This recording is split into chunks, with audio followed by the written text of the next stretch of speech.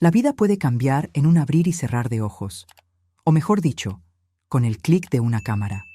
Así me pasó a mí. A mis 60 años, creí conocer a mi esposo por completo después de 4 décadas juntos. Hasta que, por casualidad, instalé cámaras de vigilancia en nuestra casa y descubrí un secreto tan oscuro que no solo destruyó mi matrimonio, sino que casi lleva a mi hija al borde del abismo. Lo que vi en esas grabaciones me hizo cuestionar todo lo que creía sobre la persona con la que compartí toda mi vida. Pero antes de continuar, asegúrate de ya estar suscrito al canal y escribe en los comentarios: ¿desde dónde estás viendo este video? Nos encanta saber hasta dónde están llegando nuestras historias. Mi nombre es Elena y hasta hace 6 meses tenía lo que muchos llamarían una vida perfecta. Una casa cómoda en las afueras de Guadalajara, 2 hijos maravillosos, Javier, de 32 años, ya casado y viviendo en Monterrey, y Daniela, mi hija menor de 19 años, que aún vivía con nosotros mientras cursaba el primer año de medicina, y Ricardo, mi esposo de 63 años, con quien llevaba casada 41 años. Ricardo siempre fue un hombre respetado en nuestra comunidad.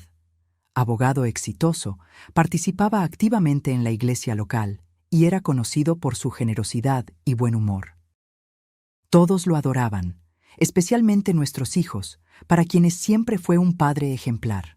Al menos, eso era lo que yo pensaba. Los primeros indicios de que algo andaba mal comenzaron hace unos 2 meses, cuando noté cambios sutiles en el comportamiento de Daniela. Mi hija siempre fue alegre, extrovertida, habladora. Una muchacha que llenaba nuestra casa con su risa contagiosa y energía inagotable. Pero, de repente, comenzó a estar más callada, retraída.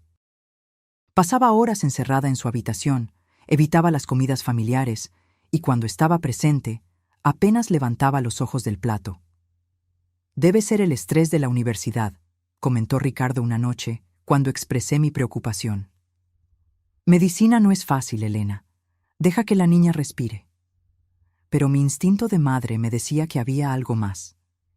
Intenté hablar con Daniela varias veces, pero ella siempre evadía el tema, diciendo que solo estaba cansada o que tenía muchos exámenes que estudiar. Aún así, notaba la forma en que se encogía cuando su padre entraba al mismo espacio, cómo evitaba quedarse a solas con él. Una mañana, mientras arreglaba su habitación, encontré un diario escondido debajo del colchón. Sé que no debería haberlo hecho, pero lo abrí. La mayoría de las páginas estaban en blanco, excepto por una, donde había escrito repetidamente: «¿Por qué hace esto? ¿Por qué sigue haciendo esto?». Mi corazón se oprimió. ¿De quién estaba hablando? Fue entonces cuando empecé a prestar más atención. Ricardo, que siempre había tenido el sueño pesado, ahora parecía despertarse varias veces durante la noche. En algunas ocasiones, al despertar de madrugada, noté que no estaba en la cama. Cuando le pregunté, decía que había ido al baño o a buscar un vaso de agua. «Es la próstata», explicaba con una sonrisa cansada. «Ya sabes cómo es, después de los 60. Comencé a notar otros detalles extraños, como insistía en que Daniela no le pusiera seguro a su puerta, alegando cuestiones de seguridad, como siempre se ofrecía a verificar si ella estaba bien antes de que durmiéramos, la forma en que la miraba cuando creía que nadie lo observaba, no como un padre mira a una hija, sino con algo más posesivo. Una noche me despertó un ruido sutil. Ricardo no estaba en la cama. Miré el reloj, 2:47 de la madrugada. Me levanté en silencio y salí de la habitación. En el pasillo oscuro vi una rendija de luz saliendo del cuarto de Daniela. La puerta estaba entreabierta. Mi corazón se aceleró. Me acerqué despacio, con cuidado de no hacer ruido. Fue entonces cuando escuché la voz de Ricardo, baja y autoritaria. «Sabes que esto es nuestro secreto, ¿verdad? Nadie puede saberlo, especialmente tu mamá». Me congelé allí mismo, incapaz de moverme. ¿Qué estaba pasando? ¿Qué hacía mi esposo en el cuarto de nuestra hija en medio de la noche? Quise entrar, confrontarlo, exigir explicaciones. Pero algo me detuvo. ¿Y si estaba imaginando cosas? ¿Y si había una explicación perfectamente inocente? Regresé a nuestra habitación, con el corazón martilleándome el pecho. Cuando Ricardo volvió, fingí estar dormida. Pasé el resto de la noche despierta, pensando, ponderando, tratando de encontrar explicaciones que no fueran la terrible sospecha que empezaba a formarse en mi mente. A la mañana siguiente, sin decir nada a nadie, fui a una tienda de electrónica y compré 2 minicámaras de vigilancia. El dependiente, un joven de no más de 25 años, me explicó cómo funcionaban. Son discretas y se pueden acceder desde su celular en cualquier momento, me dijo, mostrándome la aplicación que necesitaría descargar.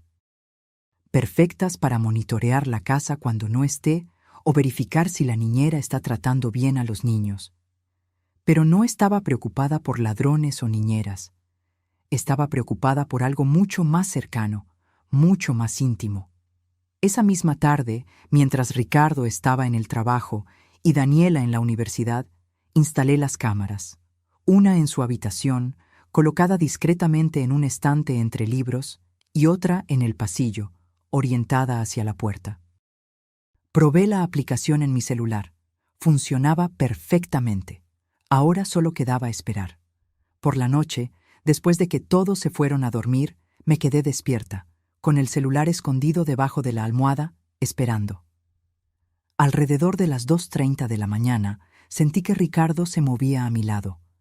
Se levantó con cuidado, me miró para verificar si estaba dormida y salió de la habitación. Inmediatamente, tomé mi celular y abrí la aplicación de las cámaras. La imagen del pasillo mostró a Ricardo detenido frente a la puerta de Daniela. Se quedó allí por unos segundos, como si estuviera escuchando, antes de girar la manija lentamente y entrar. Cambié a la cámara de su habitación, con el dedo temblando sobre la pantalla. Lo que vi en los minutos siguientes destruyó mi mundo para siempre. Ricardo se acercó a la cama donde Daniela dormía. Se sentó en el borde y comenzó a acariciarle el cabello. Daniela se despertó asustada, pero no gritó. En cambio, se encogió, como si ya lo esperara, como si fuera una rutina terrible. Vi a mi esposo susurrar algo que no pude oír, mientras su mano se deslizaba debajo de la cobija de ella. No pude ver más. Con el corazón roto y una furia que nunca antes había sentido, salí de la cama. No me preocupé por ser silenciosa. Caminé por el pasillo a pasos firmes y abrí la puerta del cuarto de Daniela con un empujón violento. La escena que encontré confirmó mis peores temores. Ricardo estaba sentado en la cama de nuestra hija, con su mano aún debajo de la cobija, mientras Daniela estaba inmóvil, mirando al techo con los ojos vacíos, como si su mente se hubiera escapado lejos de allí.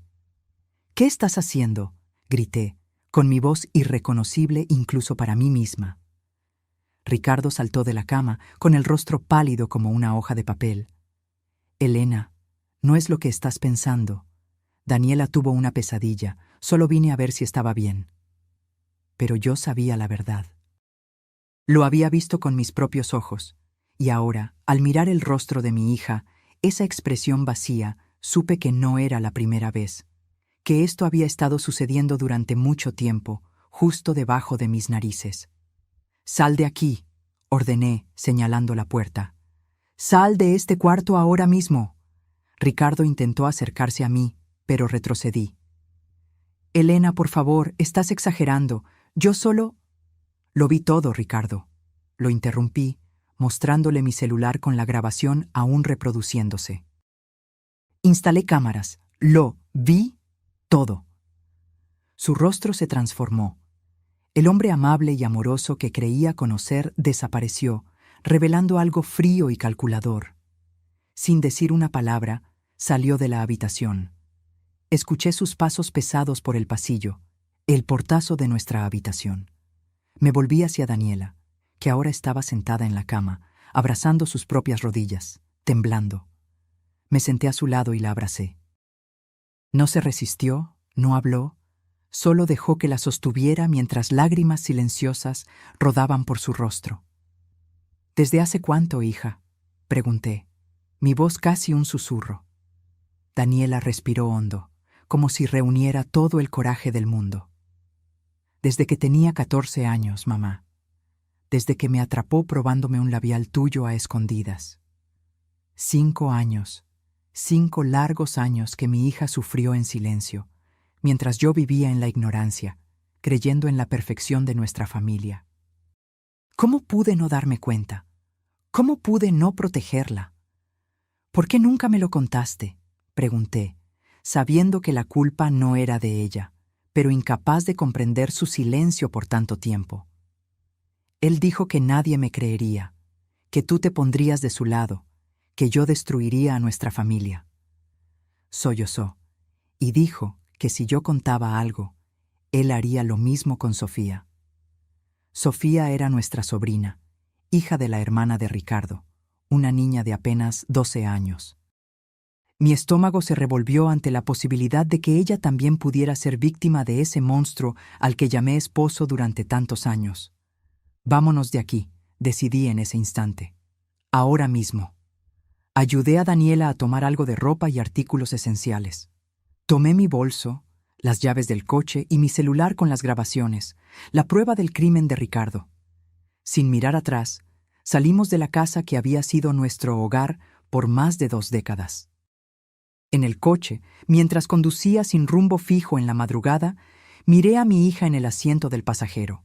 Su rostro estaba vacío, exhausto, pero había algo nuevo en sus ojos: alivio. Finalmente, su secreto había sido revelado. Finalmente, alguien había creído en ella. ¿A dónde vamos, mamá?, preguntó con voz tenue. A un lugar seguro, respondí decidida, y luego iremos a la policía. Esto termina hoy, hija, te lo prometo. Mientras conducía por las calles desiertas de la ciudad, las lágrimas rodaban por mi rostro. ¿Cómo no me había dado cuenta? ¿Cómo no había visto las señales? La culpa me carcomía por dentro, pero sabía que no era momento de flaquear. Mi hija me necesitaba, más que nunca, y no la dejaría sola de nuevo. Conduje hasta la casa de mi hermana, Carmen, que vivía al otro lado de la ciudad. Era el único lugar que se me ocurrió en ese momento de desesperación. A pesar de que eran casi las 4 de la mañana, llamé a su celular mientras me estacionaba frente a su casa. «¿Elena? ¿Qué pasó?», contestó, con la voz pastosa por el sueño, pero ya alarmada por la hora inusual de la llamada. «Carmen, necesitamos quedarnos contigo. Es urgente. Estamos aquí enfrente». Pocos minutos después, Carmen abrió la puerta, vestida con una bata, el cabello despeinado y el rostro lleno de preocupación. Su esposo, Miguel, estaba justo detrás. Cuando vio nuestros rostros, el mío contorsionado por la rabia y el dolor, el de Daniela pálido y vacío, no hizo preguntas, solo nos abrazó y nos condujo adentro. «¿Están seguras ahora?», dijo, guiándonos a la sala. «¿Quieren contarme qué sucedió?». Daniela se sentó en el sofá, encogida como una niña pequeña.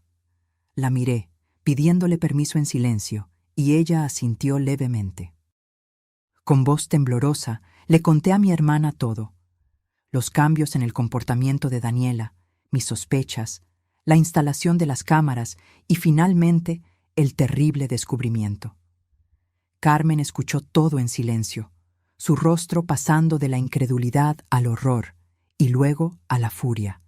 «Ese monstruo», murmuró, abrazando a Daniela, que ahora lloraba silenciosamente. «¿Cuánto tiempo ha estado sucediendo esto, querida?». Daniela dudó, mirándome en busca de apoyo. Asentí, animándola a hablar. «Desde mis 14 años, tía», respondió, con la voz casi inaudible.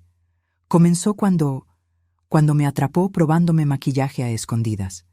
Dijo que me estaba volviendo una mujer hermosa y que tenía un secreto especial para mostrarme». Miguel, que hasta entonces estaba de pie, apoyado en la pared, dejó escapar una maldición en voz baja. «Voy a llamar a la policía ahora mismo». «Espera», le pedí, poniendo mi mano en su brazo.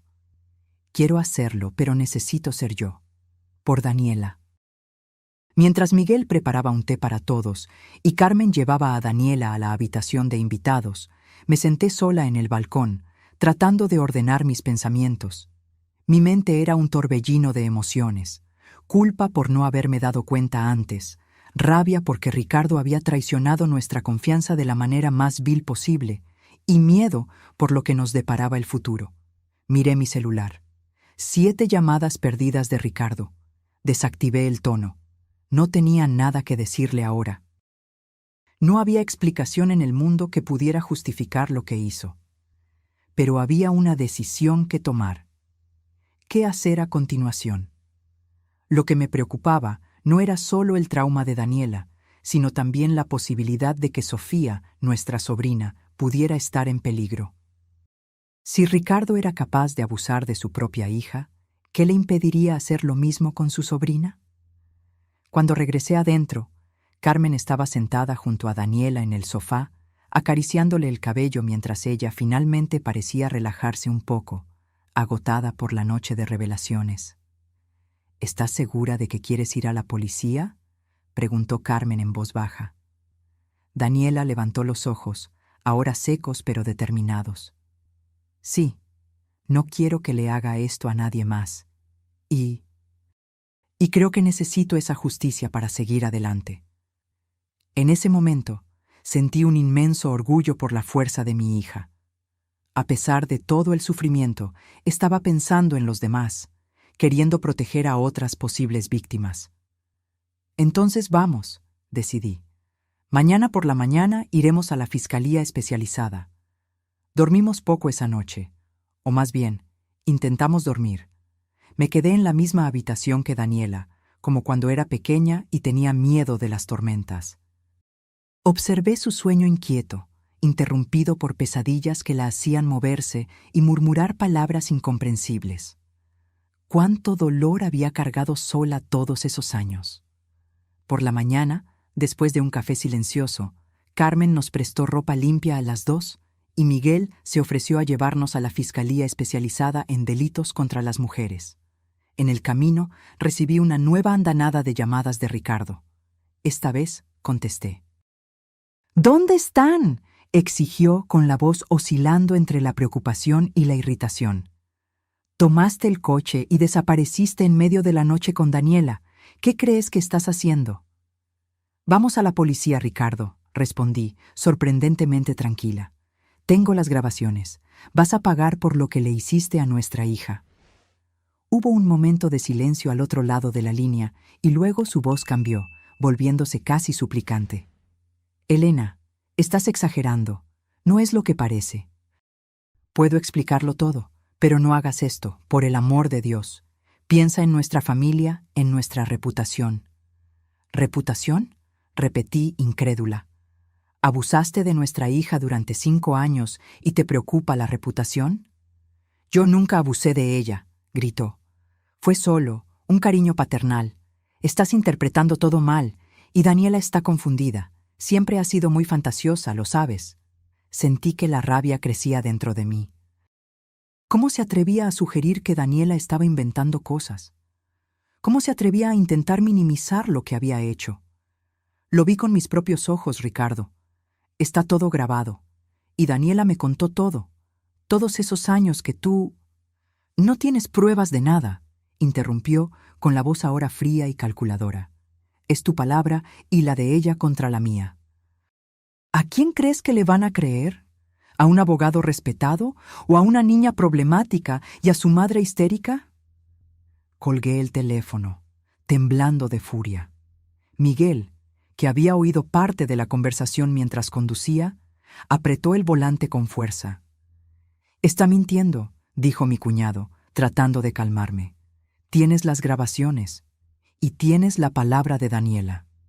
Pero, ¿y si tiene razón?, pregunté, con un nudo formándose en mi garganta.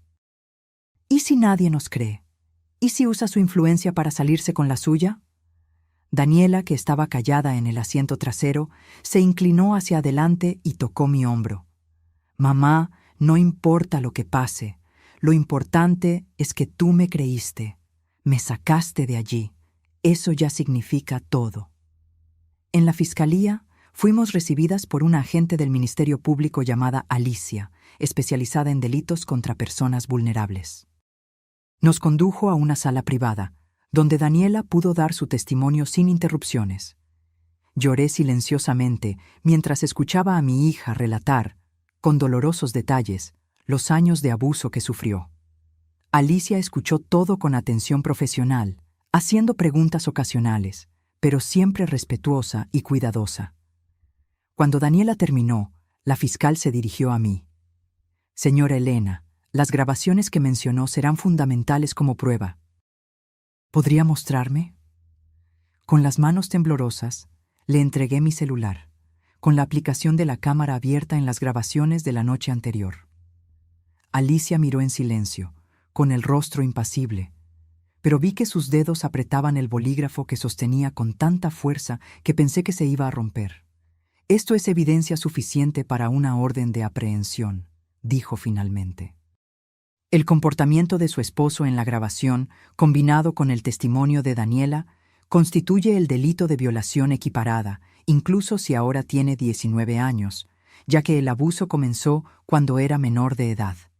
Además, existe el agravante de ser su padre, lo que configura abuso de autoridad. ¿Y qué pasa ahora?, pregunté, dominada por una mezcla de alivio y aprensión. Vamos a levantar el reporte oficial, tomar las declaraciones formalmente y solicitar la orden de prisión preventiva. Usted y su hija necesitarán un lugar seguro para quedarse, ya que también emitiremos una medida de protección contra él. Pueden quedarse en mi casa, ofreció Carmen, que había permanecido en silencio hasta entonces, por el tiempo que sea necesario. Alicia asintió, aprobando. Perfecto. Y en cuanto a la sobrina que mencionaron, Sofía, es importante verificar si también fue víctima. Podemos solicitar una evaluación psicológica si su madre consiente. Mi corazón se encogió al pensar en Sofía. ¿Habría sufrido también a manos de ese monstruo? La idea era tan dolorosa que apenas podía respirar. Cuando salimos de la fiscalía, ya pasaba del mediodía. Daniela parecía exhausta, pero había una nueva determinación en sus ojos, como si un peso inmenso se hubiera quitado de sus hombros. Yo, en cambio, me sentía devastada. ¿Cómo pude vivir tanto tiempo con un hombre capaz de tal atrocidad y no darme cuenta de nada? De camino de regreso a casa de Carmen, mi celular sonó de nuevo. No era Ricardo, sino Estela, su hermana y madre de Sofía. Mi estómago se anudó. Elena, dijo tan pronto como contesté, con la voz temblando. La policía acaba de llevarse a Ricardo. ¿Qué está pasando? Dijo que es todo un malentendido, que estás inventando cosas. Respiré hondo, reuniendo coraje. Estela, no es fácil decir esto, pero Ricardo abusó sexualmente de Daniela durante 5 años. Lo descubrí anoche. Instalé cámaras porque sospechaba que algo andaba mal. Hubo un silencio prolongado al otro lado de la línea. No, murmuró finalmente. No puede ser verdad. Mi hermano no haría eso. Es un hombre de familia, un cristiano. Lo vi con mis propios ojos, Estela. Insistí, conteniendo las lágrimas. Y Daniela me contó todo. Él la amenazó. Le dijo que haría lo mismo con Sofía si contaba algo. Otro silencio, y luego un sollozo ahogado. Dios mío, Sofía ha estado tan extraña últimamente. Callada, asustada. Ya no quiere ir a su casa los fines de semana, pero nunca explicó por qué. Mi corazón se hundió. La sospecha que más temía parecía estar confirmándose. Estela, lleva a Sofía a un psicólogo inmediatamente. Y si quieres, la fiscal Alicia puede ayudarte. Estamos saliendo de la fiscalía ahora mismo. Lo haré, dijo, llorando abiertamente ahora. Y Elena, perdóname por no creerlo de inmediato. Es que es tan monstruoso. Lo sé, respondí, comprendiendo perfectamente su shock. Después de todo, yo misma había tardado en aceptar la terrible verdad. Mantengámonos en contacto. Cuando colgué, vi que Daniela me observaba, con los ojos llorosos. ¿Crees que también le hizo eso a Sofía?, preguntó, con la voz casi un susurro. No respondí de inmediato, incapaz de articular en palabras el horror de esa posibilidad. En lugar de eso, solo la abracé fuerte, como si pudiera, con ese gesto, protegerla de todo el mal del mundo, algo que fallé en hacer durante tanto tiempo. No lo sé, hija, dije finalmente, pero si lo hizo, pagará por eso también, lo prometo. Los días que siguieron fueron un torbellino de emociones, declaraciones formales y decisiones difíciles. Ricardo fue detenido preventivamente, acusado de violación equiparada con agravante por abuso de autoridad. Su rostro apareció en los periódicos locales, causando un verdadero terremoto en nuestra comunidad. El abogado respetado, padre de familia ejemplar, miembro activo de la Iglesia, ahora expuesto como el depredador que realmente era. Daniela y yo continuamos en casa de Carmen, incapaces de regresar a nuestra propia casa, que ahora parecía contaminada por los recuerdos de lo que había sucedido allí. Javier, mi hijo mayor, vino corriendo desde Monterrey tan pronto como se enteró, devastado y furioso con su padre. ¿Cómo pudo hacer eso?, repetía incrédulo mientras abrazaba a su hermana con fuerza. Lo voy a matar, lo juro. No, Javier, dijo Daniela, sorprendentemente firme. Él no lo vale. No tires tu vida por su culpa. Ya va a pagar por lo que hizo. La madurez de mi hija, incluso ante tanto sufrimiento, me impresionaba y conmovía, pero sabía que, debajo de esa fuerza aparente, había heridas profundas que necesitarían tiempo, mucho tiempo para sanar. Una semana después de la detención de Ricardo, recibimos la noticia que temíamos. Los exámenes psicológicos de Sofía confirmaron que ella también había sido víctima de abuso. Estela estaba devastada, culpándose por no haberse dado cuenta de las señales, exactamente como yo me culpaba. Fueron solo 2 veces, me contó por teléfono, con la voz embargada por el llanto. Cuando dejé que Sofía pasara el fin de semana en su casa, hace unos meses. Dijo que él entró en el cuarto de invitados durante la noche, diciendo que quería contarle un cuento para dormir, y luego... No pudo continuar, ahogada por el horror de la situación. No tenía palabras de consuelo. ¿Cómo podría tenerlas, cuando yo misma apenas podía procesar todo aquello? Sofía ahora también estaba en terapia, al igual que Daniela. Las 2 primas, unidas por un trauma terrible, encontraron en la otra un apoyo que nadie más podría ofrecer. Empezaron a hablar por videollamadas diarias, ayudándose mutuamente a enfrentar las pesadillas, los flashbacks, la culpa irracional que ambas sentían. Mientras tanto, yo intentaba reconstruir mi vida a partir de los escombros. Tuve que volver a nuestra casa para buscar más ropa y objetos personales. Carmen insistió en acompañarme, temiendo que Ricardo pudiera haber sido liberado o que yo tuviera algún tipo de colapso emocional al regresar a ese lugar. Entrar en esa casa fue como visitar la escena de un accidente trágico. Todo parecía igual, los mismos muebles, las mismas fotos en las paredes, el mismo olor familiar. Pero al mismo tiempo, todo estaba irremediablemente diferente. Cada rincón ahora estaba impregnado por el conocimiento de lo que había sucedido allí. En nuestro cuarto, no. En el cuarto que compartí con un monstruo, tomé solo lo esencial: ropa, documentos, algunas joyas que eran herencia familiar. No quería nada que me lo recordara. En la cómoda vi nuestra foto de boda, sonrisas congeladas en un momento que ahora parecía pertenecer a otra vida, a otras personas. ¿Cómo pude ser tan ciega?, le pregunté a Carmen mientras miraba esa foto. ¿Cómo no me di cuenta de lo que estaba pasando justo debajo de mis narices? Carmen puso su mano en mi hombro. No te culpes, Elena. Los abusadores son maestros en engañar, en crear fachadas perfectas. Ricardo nos engañó a todos, no solo a ti. Pero la culpa no me abandonaba. Todas las noches me despertaba sobresaltada, reviviendo en pesadillas el momento en que vi, a través de la cámara, a mi esposo abusando de nuestra hija. Y luego otros pensamientos invadían mi mente. ¿Cuántas veces pasó esto antes? ¿Qué más no vi? ¿Qué más no supe? 2 semanas después de la detención de Ricardo, su abogado presentó una solicitud de libertad condicional, alegando que no ofrecía peligro a la sociedad y que podría responder al proceso en libertad. Afortunadamente, el juez negó la solicitud, considerando la gravedad del crimen y el riesgo de intimidación a las víctimas. El día en que supimos de esa decisión, Daniela tuvo su primera crisis de ansiedad severa. Estaba en medio de una clase en la universidad cuando comenzó a sentir falta de aire, taquicardia, sudor frío. Pensando que estaba teniendo un ataque al corazón, sus compañeros la llevaron de urgencia a la sala de urgencias. Pensé que iba a morir, me contó después, aún temblando en la cama del hospital. Solo podía pensar en él, en lo que me hizo, y de repente no podía respirar.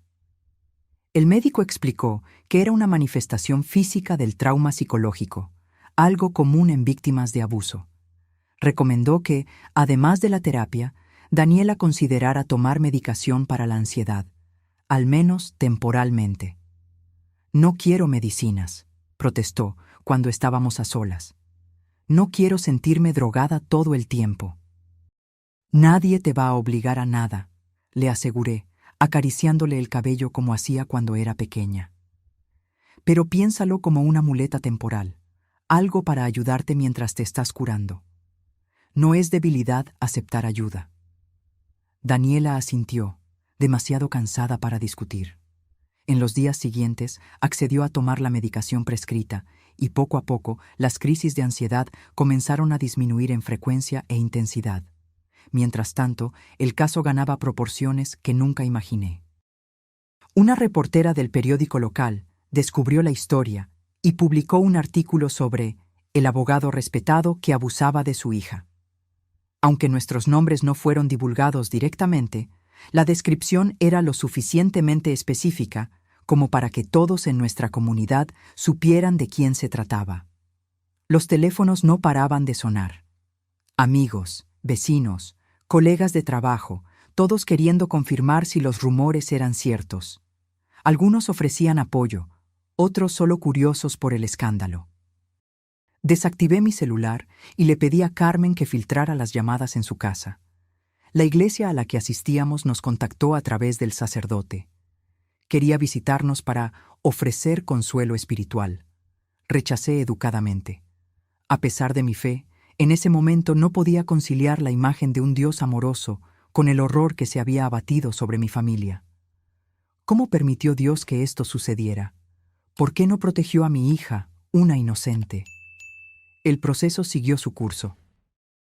El Ministerio Público presentó una denuncia contra Ricardo por violación equiparada con agravantes de violencia psicológica y abuso de autoridad, tanto en el caso de Daniela como en el de Sofía.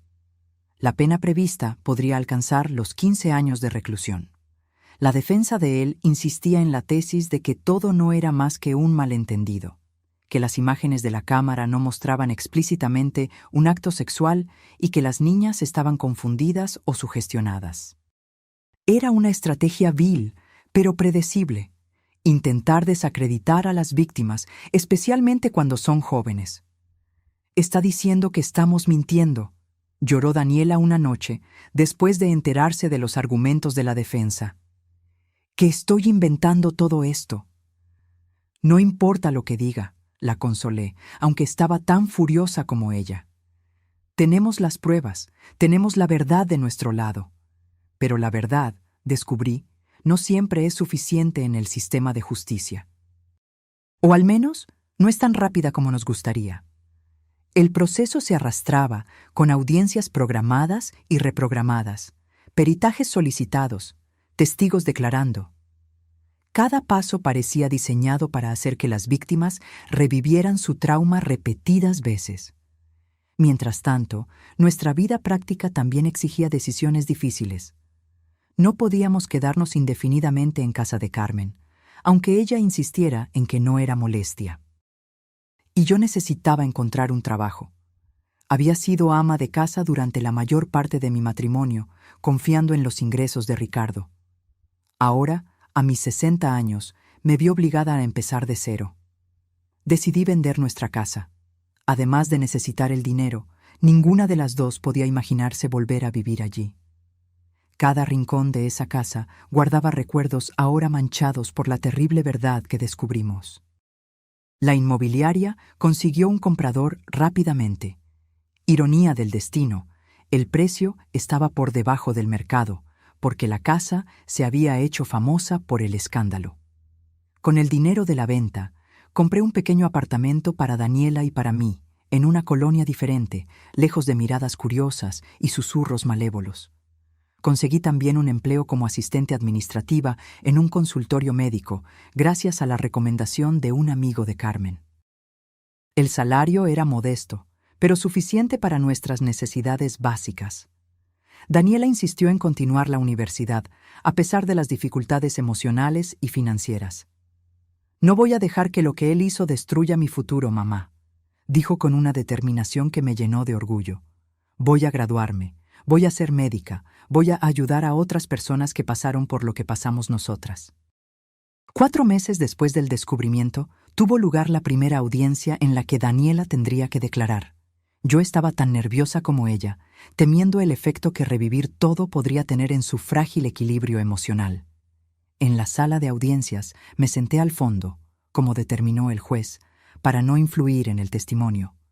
Vi a mi hija, tan joven y tan marcada, sentarse frente al juez, al fiscal y al abogado defensor. Ricardo también estaba allí, sentado a pocos metros de ella, separado solo por una mesa.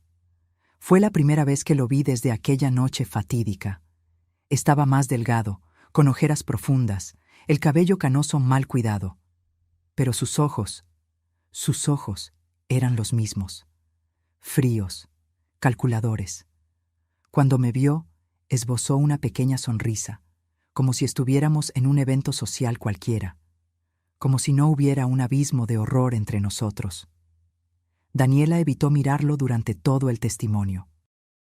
Con la voz temblorosa, pero decidida, contó todo, desde el primer episodio a los 14 años hasta las amenazas para mantener el silencio. El juez fue respetuoso y paciente, interrumpiendo siempre que el abogado defensor hacía preguntas capciosas o intentaba desacreditarla. El momento más difícil fue cuando el abogado de Ricardo le preguntó: si todo esto que alega era tan terrible, ¿por qué esperó 5 años para contarlo? ¿Por qué no buscó ayuda antes? Daniela respiró hondo, miró directamente al abogado y respondió: ¿sabe usted lo que es tener miedo todos los días de su vida? ¿Miedo de que nadie le crea? ¿Miedo de destruir a su familia? ¿Miedo de que la persona que debería protegerla le haga daño a otras personas que usted ama si abre la boca? Hubo un silencio pesado en la sala. El abogado pareció momentáneamente sin palabras ante la intensidad emocional de esa respuesta.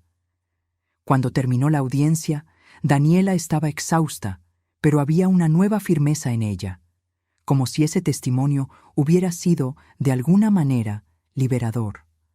Al salir del tribunal, me abrazó fuerte. «Gracias por creerme, mamá», susurró. «Gracias por salvarme». Esas palabras me golpearon como una puñalada. Debí haberme dado cuenta antes. Debí haber protegido a mi hija desde el principio. La culpa era un peso constante que yo cargaba. No, hija, tú me salvaste a mí. Tuviste el coraje que yo no tuve. Esa noche, acostada en mi nueva cama, en mi nuevo apartamento, miré al techo, pensando en cómo la vida puede cambiar completamente en un abrir y cerrar de ojos. Cómo alguien que creíste conocer íntimamente puede esconder un monstruo dentro de sí. Cómo los cimientos de tu vida pueden desmoronarse, dejando solo escombros. Pero también pensé en cómo, incluso de los escombros, es posible comenzar a reconstruir, ladrillo a ladrillo, día tras día. La casa nunca sería la misma. Las grietas siempre estarían allí, visibles u ocultas. Pero sería un refugio, un lugar para seguir viviendo. Con ese pensamiento me dormí, soñando no con el pasado que perdimos, sino con el futuro que estábamos, dolorosamente, comenzando a construir. 6 meses después del descubrimiento, recibí una llamada de la fiscal Alicia. Quería informarme que había surgido una tercera víctima, una expasante del bufete de Ricardo, que ahora, alentada por el coraje de Daniela, decidió también denunciarlo por acoso sexual cuando ella tenía apenas 17 años. Esto fortalece aún más el caso, explicó Alicia. Muestra un patrón de comportamiento, no un malentendido aislado como alega la defensa. Sentí una mezcla de alivio por tener más evidencias contra Ricardo y horror al pensar en cuántas otras víctimas podrían existir que aún no habían hablado. Mientras el proceso avanzaba, nuestras vidas se fueron adaptando a una nueva normalidad. Daniela continuaba en la universidad, ahora con el apoyo de una beca que la coordinación del curso consiguió para ella, considerando las circunstancias excepcionales. Yo me acostumbraba a mi nuevo trabajo, agradecida por la rutina que ayudaba a mantener mi mente ocupada. Javier regresó a Monterrey, pero llamaba casi a diario, preocupado por nosotras. Él también estaba lidiando con su propio trauma. El shock de descubrir que su padre, su modelo de hombre durante toda su vida, era en realidad un abusador. También comenzó a ir a terapia, tratando de procesar la rabia, la vergüenza y la culpa que sentía, aún siendo inocente en todo aquello. A veces me miro en el espejo y lo veo a él, confesó Javier una vez durante una videollamada. Y tengo miedo, mamá. Tengo miedo de haber heredado algo de él, algo malo. Tú no eres tu padre, le aseguré, deseando poder abrazarlo a través de la pantalla. Eres un hombre bueno, Javier. Lo que hizo tu padre no tiene nada que ver contigo. En nuestro nuevo apartamento, Daniela y yo desarrollamos nuevas rutinas, nuevos rituales para ayudarnos a seguir adelante. Cenábamos juntas todas las noches, hablando de nuestro día.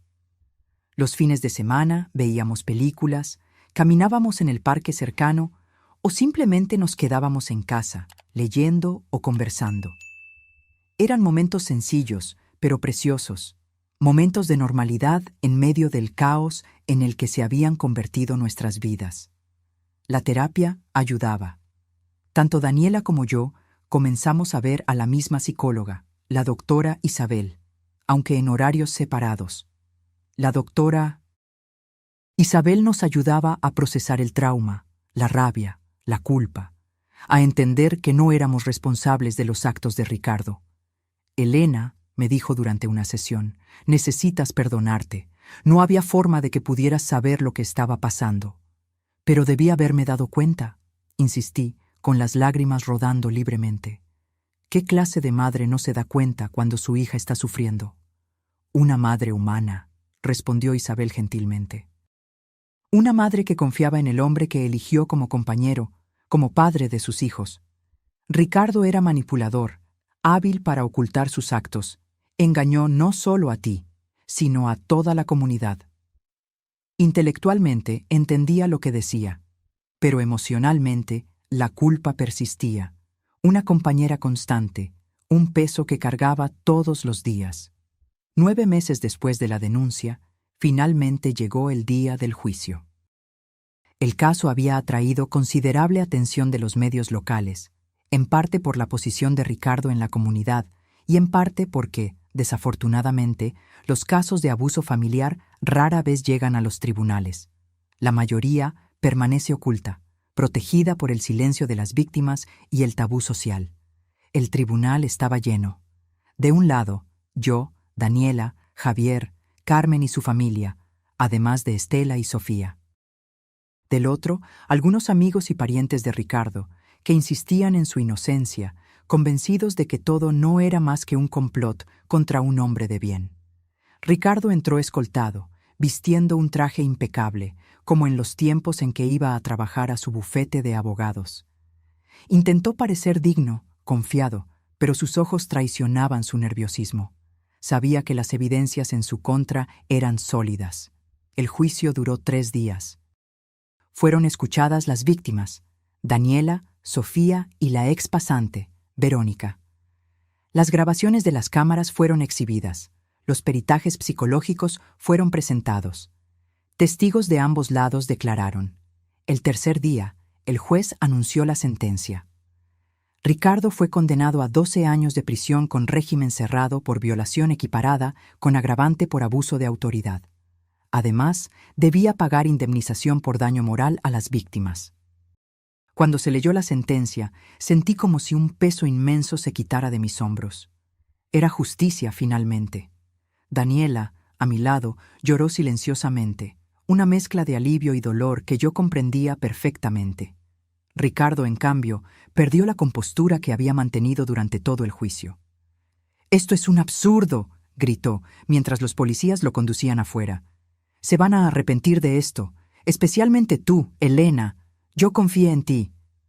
Sus palabras me golpearon como una bofetada. ¿Él confió en mí? ¿Y la confianza que yo deposité en él? ¿La confianza que Daniela depositó en su propio padre? ¿La confianza que fue rota de la forma más cruel posible? Salimos del tribunal rodeadas de reporteros que querían declaraciones, fotos, cualquier cosa para alimentar la noticia del día. Los ignoramos a todos y nos dirigimos directamente a casa, agotadas física y emocionalmente. Esa noche, Daniela, Javier, que había venido para el juicio, Carmen, Miguel, Estela y Sofía cenaron con nosotras. Era una celebración contenida, no de alegría, sino de alivio, de cierre de un capítulo doloroso, de justicia, aunque tardía. «Puede apelar», explicó el fiscal, que gentilmente nos llamó después del juicio. «De hecho, es casi seguro que lo hará. Pero las evidencias son sólidas. Es improbable que la sentencia sea significativamente reducida o revertida». Esa noche marcó un punto de inflexión en nuestras vidas. No era el fin del dolor, del trauma, de los recuerdos que siempre nos perseguirían, pero era el comienzo de un camino de curación verdadera. Ahora, sin la incertidumbre del proceso judicial cerniéndose sobre nuestras cabezas, podíamos realmente empezar a mirar hacia adelante. En los meses que siguieron, cada una de las víctimas encontró su propio camino para lidiar con lo que había pasado. Sofía, ahora de 13 años, continuaba en terapia y había comenzado a expresarse a través del arte, pintando cuadros vibrantes que, según ella, espantaban a los monstruos. Verónica, la expasante, se graduó en la Facultad de Derecho y decidió especializarse en Derecho de Mujeres y Niños para ayudar a otras víctimas como ella. Y Daniela, mi Daniela, mostraba una resiliencia que me sorprendía a diario. Continuaba en la Facultad de Medicina, determinada a convertirse en psiquiatra infantil. «Quiero ayudar a niños traumatizados, mamá», me dijo. «Quiero que sepan que no están solos, que lo que pasó no fue culpa suya, y que existe vida, una buena vida, después del trauma». En cuanto a mí, poco a poco fui aprendiendo a vivir en esta nueva realidad. El trabajo en el consultorio médico se convirtió en más que solo un medio de sustento. Se convirtió en un lugar donde me sentía útil, valorada. Hice nuevos amigos, personas que no me conocían como la esposa del abogado que abusó de su hija, sino simplemente como Elena. Por las noches, a veces, cuando la casa estaba en silencio y mis defensas bajas, los pensamientos sombríos todavía volvían. Las preguntas sin respuesta. ¿Cómo no me di cuenta? ¿Por qué hizo esto? ¿Qué podría haber sido diferente? Pero entonces recordaba las palabras de la doctora Isabel. «No puedes cambiar el pasado, Elena. Pero puedes decidir cómo el pasado va a influir en tu presente y tu futuro. Puedes elegir ser una víctima permanente o una sobreviviente en evolución». Y elegí sobrevivir. Elegí evolucionar. Por mí, por Daniela, por todas las otras mujeres que ya pasaron o aún pasarán por situaciones similares. Porque la verdad es que historias como la nuestra son mucho más comunes de lo que nos gustaría admitir. Un año después de la sentencia, Ricardo continuaba en prisión, su apelación aún tramitando lentamente en los tribunales superiores. Ya no pensaba mucho en él. Había enterrado las fotos, los recuerdos, los 41 años de un matrimonio que se reveló una mentira. Él ya no era parte de mi vida, excepto como una sombra distante, un fantasma que ocasionalmente todavía aparecía en pesadillas, pero ya sin el poder de paralizarme de miedo o dolor. Una tarde de sábado particularmente hermosa, Daniela y yo caminábamos por el parque cerca de nuestro apartamento. El sol de otoño doraba las hojas de los árboles y el aire tenía esa dulzura peculiar de la estación. Nos sentamos en un banco, observando a los niños jugar en el área de juegos, sus risas llenando el aire. «Mamá», dijo Daniela suavemente, «quería agradecerte». «¿Por qué, hija?», pregunté sorprendida. «Por todo, por haberme creído, por haber tenido el coraje de denunciarlo, por haber estado a mi lado durante todo este proceso, por no haberte rendido con nosotras dos». Sus palabras me conmovieron profundamente. «Nunca me rendiría contigo, Daniela, nunca». «Lo sé», sonrió, una sonrisa genuina que iluminaba sus ojos de una forma que no veía hacía mucho tiempo. «Y por eso estoy logrando seguir adelante, porque sé que no estoy sola». En ese momento, bajo el sol de otoño, con mi hija a mi lado, sentí una paz que no experimentaba hacía mucho tiempo. El camino hacia la curación aún era largo, con altibajos, días buenos y días malos, pero estábamos caminando juntas, paso a paso, reconstruyendo nuestras vidas a partir de los escombros, y tal vez, solo tal vez, podríamos transformar nuestro dolor en algo significativo, algo que ayudara a otras mujeres y niños atrapados en situaciones similares. Tal vez nuestra historia podría ser un faro, mostrando que es posible encontrar coraje para denunciar, fuerza para enfrentar el proceso judicial y esperanza para volver a empezar, no importa cuán devastadora sea la traición. Porque al final, lo que descubrí es que la verdadera fuerza no está en nunca caer, sino en levantarse todas las veces, incluso cuando parece imposible. Y en ese proceso de levantarse, de sanar, reside una belleza profunda y transformadora que solo quien pasó por algo similar puede realmente comprender. Descubrí que la curación no es lineal. No hay un camino recto del trauma a la recuperación. Es más como una espiral, donde a veces sientes que estás volviendo al punto de partida, solo para darte cuenta de que en realidad estás en un nivel diferente, viendo las cosas desde una perspectiva nueva. 18 meses después del descubrimiento que cambió nuestras vidas, Daniela y yo creamos nuevas rutinas, nuevos hábitos, una nueva forma de ser familia. Nuestro pequeño apartamento se convirtió en un hogar acogedor, lleno de plantas que cuidábamos juntas, libros que amábamos y fotografías nuevas. Solo nosotras dos, Javier cuando venía a visitarnos, Carmen y su familia, momentos felices que capturábamos para reemplazar los recuerdos dolorosos. Las terapias continuaban, aunque con menor frecuencia. Daniela ahora veía a la doctora Isabel solo una vez al mes, más como mantenimiento que como tratamiento intensivo. Yo continuaba mis sesiones quincenales, aún trabajando en temas de culpa y autoperdón que se resistían a desaparecer. En una de esas sesiones le comenté a la doctora Isabel cómo me sentía dividida sobre mi pasado con Ricardo. «Es extraño», confesé. «A veces me encuentro pensando en los momentos buenos que tuvimos, como cuando nació Javier, o nuestros viajes familiares, y por un instante olvido quién es realmente. Y luego me siento culpable por esos pensamientos, como si estuviera traicionando a Daniela de alguna manera». Isabel me miró con esa comprensión serena que siempre me calmaba. «Elena, pasaste 41 años con ese hombre. Es natural que existan recuerdos positivos. Aceptar que hubo momentos buenos no significa perdonar o minimizar los actos horribles que cometió. Es solo reconocer la complejidad de la situación y la dualidad que existe en muchos abusadores». ¿Dualidad? Sí. Ricardo no era solo un monstruo las 24 horas del día, los 7 días de la semana. Si lo fuera, habría sido descubierto mucho antes.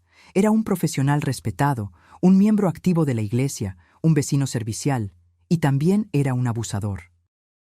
Esa capacidad de mantener una fachada normal o incluso ejemplar es precisamente lo que permite que muchos abusadores permanezcan ocultos durante tanto tiempo. Sus palabras tenían sentido, aunque todavía era difícil conciliar esas dos versiones del hombre con el que compartí mi vida. ¿Y cómo le explico esto a Daniela?, pregunté preocupada. ¿Cómo le digo que todavía tengo recuerdos positivos del hombre que la hirió tanto? No tienes que decírselo. A menos que ella pregunte o que el tema surja naturalmente. Daniela está procesando su propio trauma, a su propia manera. Puede que tenga sentimientos similares y también esté luchando por conciliarlos. Era verdad. A pesar de todo, Daniela ocasionalmente mencionaba recuerdos de la infancia que involucraban a su padre de manera neutral o incluso positiva. ¿Recuerdas cuando papá nos llevó a ese campamento?, preguntó una vez. O, creo que heredé el gusto por la música clásica de papá. Esas pequeñas menciones mostraban que, al igual que yo, ella estaba tratando de integrar todas las partes de su historia, sin negar ninguna de ellas. El segundo año de la Facultad de Medicina de Daniela estaba llegando a su fin, y ahora salía con Arturo, un compañero de curso que conoció en las clases de anatomía.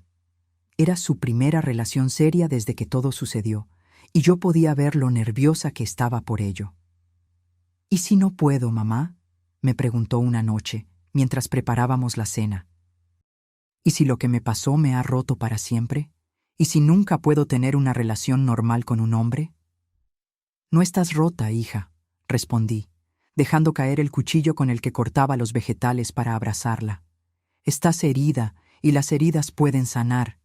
Llevará tiempo, paciencia.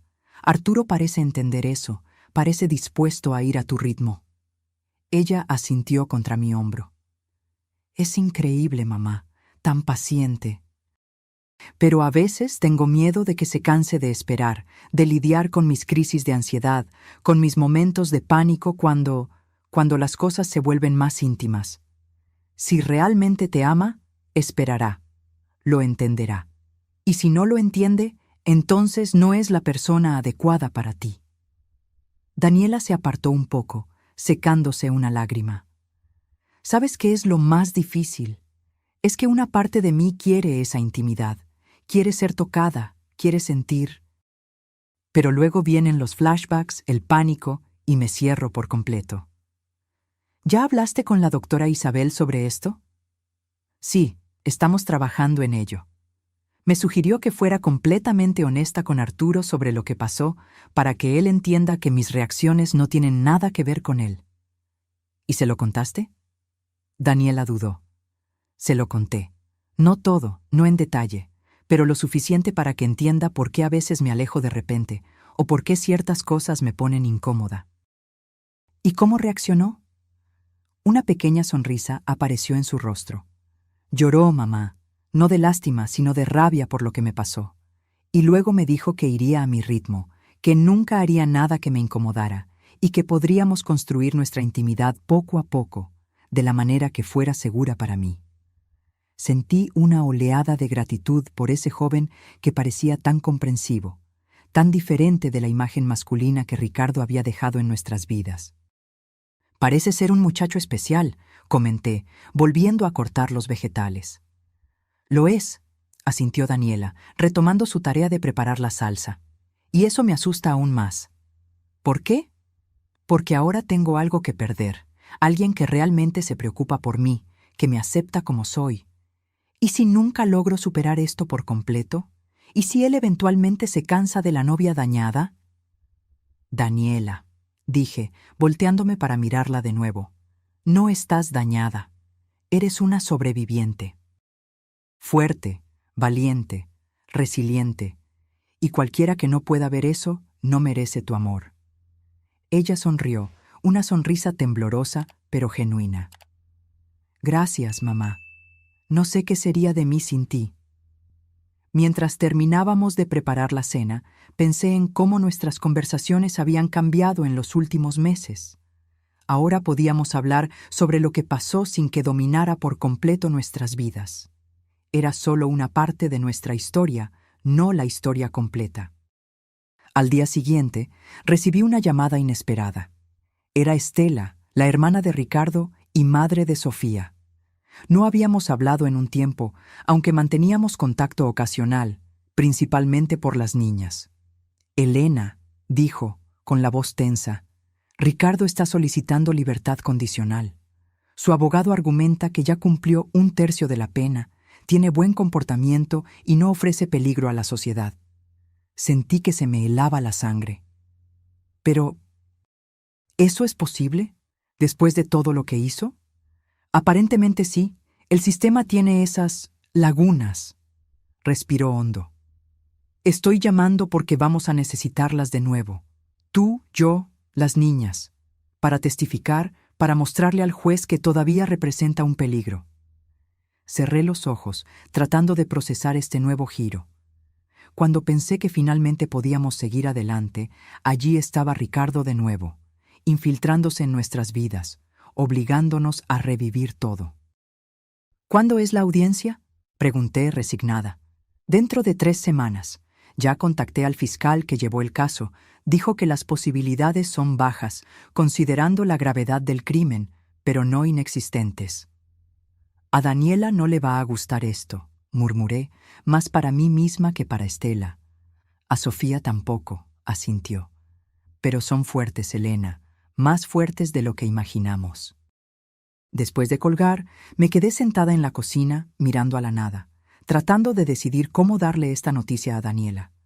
Le estaba yendo tan bien, había vuelto a sonreír, a hacer planes, a vivir, y ahora esto.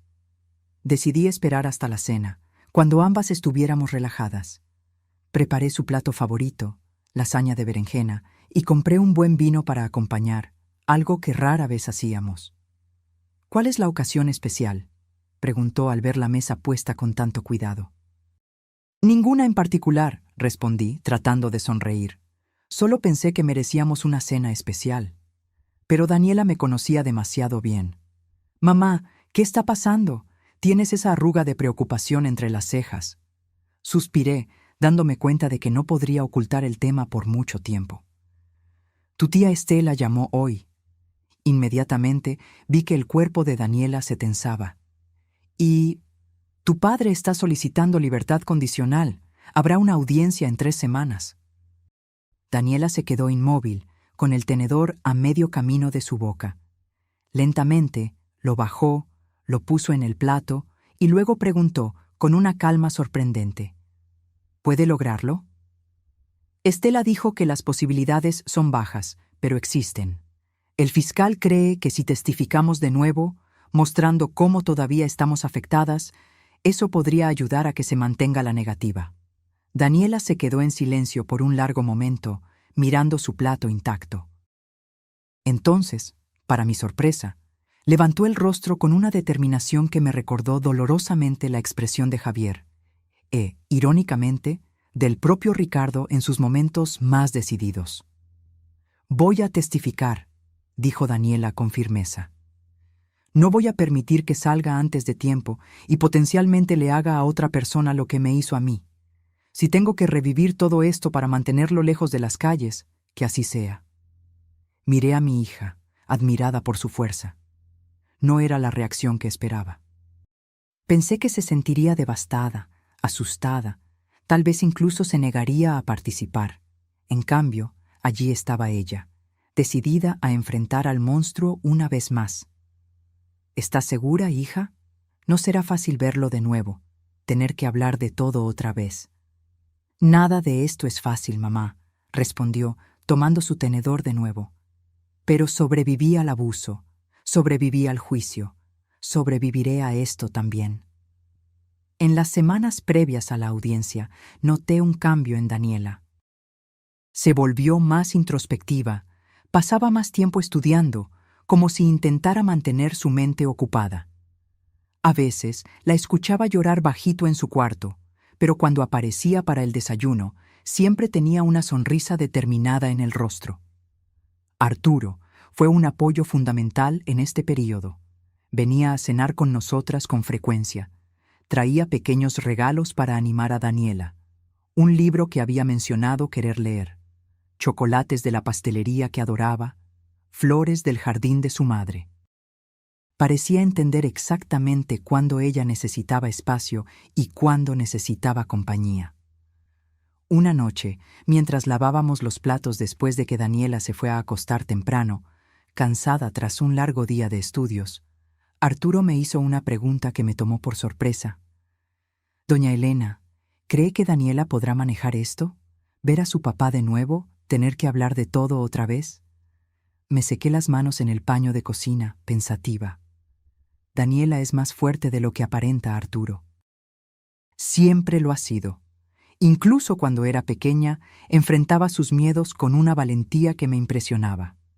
Sé que es fuerte, asintió, guardando los platos en el armario.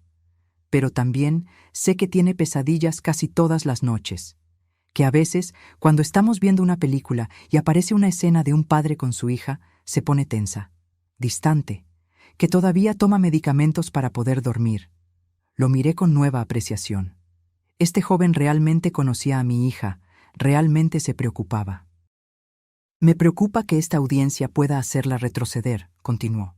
Que todos los progresos que ha hecho en los últimos meses puedan ser anulados. A mí también me preocupa, admití. Pero conociendo a Daniela como la conozco, sé que no podría vivir en paz si no hiciera todo lo posible para mantener a Ricardo en prisión, donde merece estar. Arturo asintió, comprendiendo. Solo quiero que sepa que no está sola en esto, que estoy aquí para lo que necesite. Ella lo sabe, respondí, poniendo mi mano en su hombro, y eso hace toda la diferencia. La víspera de la audiencia, Daniela y yo recibimos una visita inesperada. Sofía y Estela. Habían venido a la ciudad un día antes, para que pudiéramos ir juntas al tribunal al día siguiente. Sofía, ahora con casi 14 años, parecía mayor de su edad. Sus ojos llevaban una seriedad, una conciencia que las niñas de su edad rara vez tienen. Pero cuando vio a Daniela, su rostro se iluminó. Las dos primas se abrazaron largamente, como guerreras que compartían el mismo campo de batalla, el mismo dolor, la misma lucha. «¿Cómo estás?», preguntó Daniela, sosteniendo las manos de Sofía. «Nerviosa», respondió Sofía honestamente. «No quiero verlo de nuevo, pero mamá explicó que es importante que estemos allí». «Es importante», confirmó Daniela, «y yo voy a estar allí contigo. Vamos a enfrentar esto juntas como siempre». Esa noche fue extraña, una mezcla de tensión y una especie de compañerismo que solo aquellos que compartieron traumas similares pueden comprender. Preparé una cena para las 4 y luego las niñas se fueron al cuarto de Daniela, donde conversaron durante horas a puerta cerrada. Estela y yo nos quedamos en la sala, bebiendo té, intercambiando noticias, evitando el tema principal hasta que no pudimos ignorarlo más. «¿Cómo crees que será mañana?», preguntó finalmente, girando la taza entre sus manos. «Difícil», respondí sinceramente.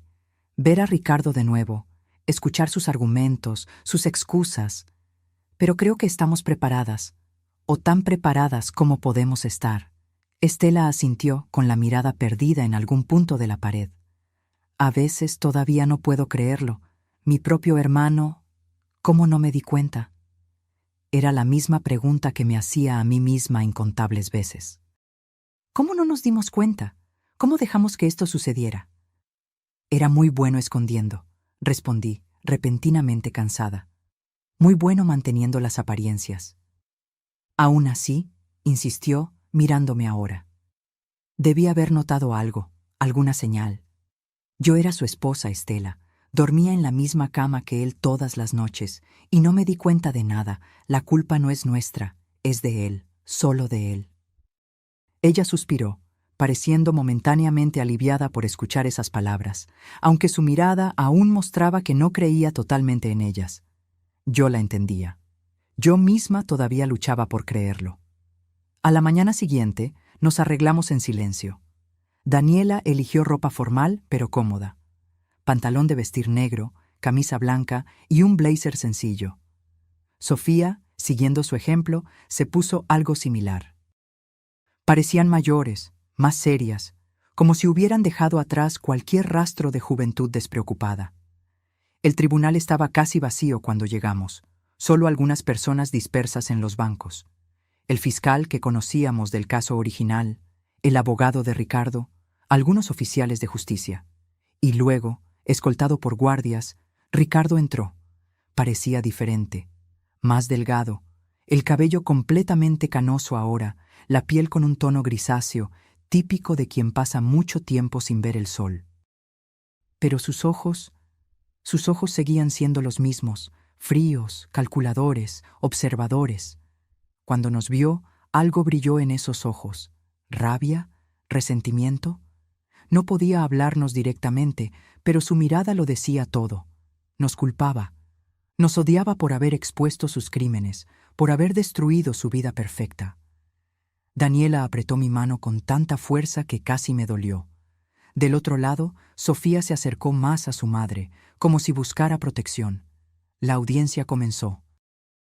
El abogado de Ricardo presentó argumentos elaborados sobre su buen comportamiento en prisión, sobre cómo participaba en programas de rehabilitación, cómo se había convertido en un hombre transformado. Habló sobre la edad avanzada de Ricardo, sobre sus problemas de salud, sobre cómo ya no representaba peligro alguno para la sociedad. Todo estaba tan bien ensayado, tan convincente para quien no conocía la verdadera naturaleza de Ricardo. Miré a mi alrededor, temiendo ver a la gente creyendo en esa farsa, pero el juez, un hombre de mediana edad con mirada severa, parecía impasible. Luego fue nuestro turno. El fiscal nos llamó una a una para testificar. Primero Estela, luego yo, luego Sofía y finalmente Daniela. Cuando llegó el turno de Daniela, se levantó con una dignidad que me llenó de orgullo. Caminó hasta el frente de la sala, hizo el juramento y miró directamente al juez. «Su nombre completo, por favor», le pidió. «Daniela Torres», respondió con voz clara. «Señorita Torres, ¿cómo se sentiría sabiendo que su padre podría ser liberado antes del cumplimiento completo de su condena?» Daniela respiró hondo, y yo podía ver que estaba luchando por mantener la compostura. «Me sentiría aterrorizada, señoría, no solo por mí, sino por cualquier joven que se cruzara en su camino. ¿Podría explicar mejor? Mi padre, Ricardo, abusó de mí durante 5 años. 5 años en los que viví con miedo constante, en los que dudé de mi propia cordura, en los que creí que de alguna manera era mi culpa. Y cuando finalmente todo salió a la luz, cuando fue encarcelado, fue como si finalmente pudiera respirar de nuevo. La idea de que pueda estar libre, de que pueda estar en cualquier lugar, me causa pánico. ¿Cree que todavía representa un peligro?» Daniela miró directamente a Ricardo por primera vez. Sus miradas se cruzaron, y yo podía sentir la electricidad de ese momento, el silencioso enfrentamiento entre víctima y agresor. «Creo que sí», respondió, volviendo a mirar al juez. «Mi padre nunca admitió lo que hizo. Nunca se arrepintió. Hasta hoy insiste en que fue un malentendido, que estamos exagerando. Alguien que no reconoce el mal que causó está condenado a repetir ese mal». El abogado de Ricardo intentó desacreditarla con preguntas capciosas, intentó hacerla parecer emocionalmente inestable o vengativa. Pero Daniela se mantuvo firme, respondiendo con una claridad y una convicción que claramente impresionaron al juez. Cuando terminó la audiencia, el juez anunció que necesitaría tiempo para evaluar todos los testimonios y evidencias antes de tomar una decisión. Marcó una nueva reunión para 2 semanas después, cuando anunciaría su veredicto. Salimos del tribunal agotadas, emocionalmente drenadas, pero de alguna manera aliviadas. Habíamos dicho lo que se tenía que decir. Ahora solo quedaba esperar. De camino de regreso a casa, en el coche, Sofía se durmió en el asiento trasero, con la cabeza apoyada en el hombro de Estela. Daniela miraba por la ventana, perdida en sus pensamientos. «Estuviste increíble allí dentro», le dije suavemente, sin querer despertar a Sofía. Tan fuerte, tan clara. Daniela se giró hacia mí con una pequeña sonrisa. No me sentí fuerte. Estaba temblando por dentro. pero no dejaste que lo viera, no dejaste que tuviera ningún poder sobre ti. Ella asintió lentamente. Cuando lo miré, pasó algo extraño. Esperaba sentir miedo o rabia o asco, pero ¿sabes qué sentí? Lástima. ¿Lástima?, repetí sorprendida. Sí, se ve tan pequeño ahora, tan patético. Un viejo amargado que arruinó su propia vida, que perdió todo, familia, carrera, reputación, porque no pudo controlar sus impulsos más bajos. ¿Qué clase de vida es esa? Reflexioné sobre sus palabras. Tenía razón. Ricardo, que un día pareció tan poderoso, tan invencible, ahora no era más que una sombra, un hombre roto por sus propios actos monstruosos. Eso no significa que quiera que salga de prisión, agregó Daniela rápidamente. Tiene que pagar por lo que hizo. Pero me di cuenta de que ya no necesito temerle. Ya no tiene poder sobre mí. Esas palabras me conmovieron profundamente. Mi hija, que había pasado por un infierno a manos de ese hombre, ahora estaba encontrando una forma de liberación que iba más allá de la justicia legal. Se estaba liberando emocionalmente, rompiendo las cadenas invisibles que aún la unían a su agresor. Las 2 semanas de espera por la decisión del juez fueron extrañas. Por un lado, estábamos ansiosas, preocupadas por la posibilidad de que Ricardo fuera liberado.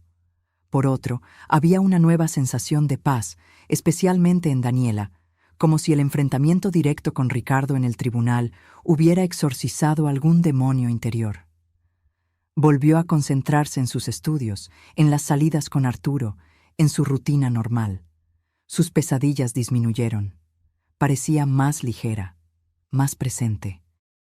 Una noche, aproximadamente una semana después de la audiencia, mientras veíamos una película en la sala, Daniela de repente pausó la televisión y se giró hacia mí.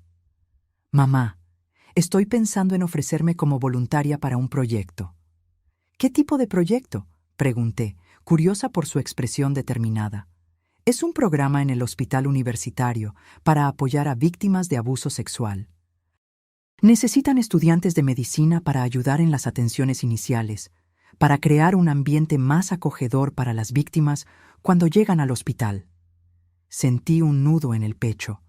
Era un paso tan valiente, tan significativo. «¿Crees que estás lista para eso? Puede ser emocionalmente agotador». «Creo que sí», respondió pensativa. «De hecho, creo que es exactamente lo que necesito hacer. Usar mi experiencia para ayudar a otras personas que están pasando por lo mismo que yo. Darle sentido a todo esto, ¿sabes?». Lo entendí perfectamente. Daniela estaba transformando su dolor en propósito, su experiencia traumática en una herramienta para el bien. Era una forma de curación, de transmutación. «Me parece una idea maravillosa», respondí, sosteniendo su mano. «Vas a ser increíble en eso». Ella sonrió, esa sonrisa genuina que tanto amaba ver. «Gracias, mamá, por todo». La noche anterior a la decisión del juez, recibí una llamada inesperada. Era Verónica, la ex pasante que también había sido víctima de Ricardo. No habíamos hablado en un tiempo. «Elena», dijo con la voz tensa, «escuché que mañana sale la decisión sobre la libertad condicional. ¿Estarán allí?». «Sí, las 4», respondí. «¿Tú también irás?». «Sí, no testifiqué esta vez, pero quiero estar presente. Quiero que vea que ninguna de nosotras ha olvidado, que ninguna de nosotras va a permitir que se salga con la suya». Agradecí su solidaridad y después de colgar, le conté a Daniela sobre la llamada. «Es bueno saber que no estamos solas en esta lucha», comentó, preparándose para dormir, «que existe una red de apoyo, de personas que se preocupan». «Nunca estuvimos solas, hija», respondí, besando su frente como hacía cuando era pequeña. «Y nunca lo estaremos». Al día siguiente, el tribunal estaba más lleno. Además de nosotras 4 y Verónica, había otras personas que reconocí de la comunidad, algunas reporteras de periódicos locales e incluso el sacerdote de la iglesia a la que asistíamos, que vino a mostrar apoyo. Ricardo fue traído por los guardias, luciendo más nervioso que en la audiencia anterior.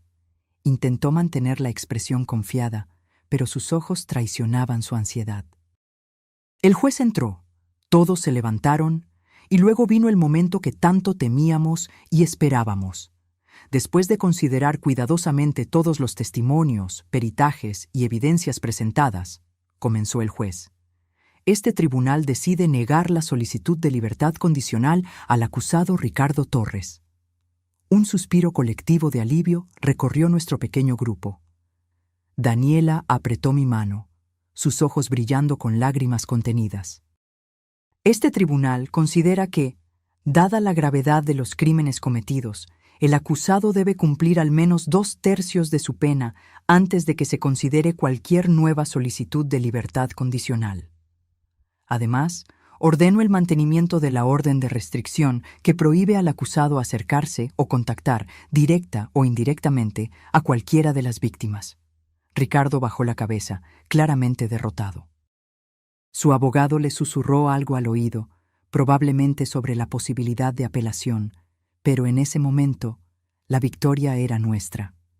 Al salir del tribunal, Daniela, Sofía, Verónica y yo nos abrazamos, un círculo de mujeres unidas por una experiencia terrible, pero también por el coraje de enfrentarla, de buscar justicia, de no dejarse silenciar. ¿Se acabó?, preguntó Sofía con voz pequeña y esperanzada. Por ahora sí, respondió Daniela, abrazando a su prima por los hombros. E incluso si lo intenta de nuevo en el futuro, estaremos listas. Siempre lo estaremos. Regresamos a casa en un ambiente de celebración contenida. No era alegría exactamente. ¿Cómo podría serlo ante todo lo que habíamos pasado? Sino una profunda sensación de justicia, de cierre. Esa noche, cuando finalmente estuvimos solas de nuevo, Daniela y yo nos sentamos en el pequeño balcón de nuestro apartamento, observando las estrellas que salpicaban el cielo oscuro. «Sabes, mamá», dijo después de un largo silencio cómodo, «creo que realmente estamos volviendo a empezar ahora». «¿Cómo así?» Hasta hoy parecía que solo estábamos tratando de sobrevivir, tratando de no hundirnos. Pero ahora siento que realmente podemos vivir, construir algo nuevo, algo mejor.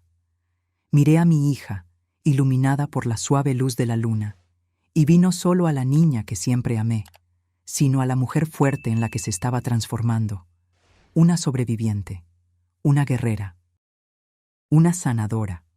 Tienes razón, asentí. Ya no somos solo sobrevivientes, somos renacidas.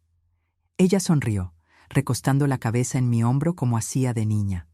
Me gusta eso, renacidas, como un fénix de las cenizas. Y así, bajo el manto estrellado de esa noche, 2 fénix compartían un momento de paz, de esperanza, de posibilidades. El camino que teníamos por delante aún sería largo, aún tendría sus altibajos, sus cicatrices y sus dolores. Pero ahora teníamos algo que durante mucho tiempo nos pareció imposible. Teníamos futuro. Ahora, si te gustó esta historia, haz clic en suscribirte y dime en los comentarios qué parte te dejó con la boca abierta. Y no olvides hacerte miembro para tener acceso a videos exclusivos que no publico aquí. Te espero allí.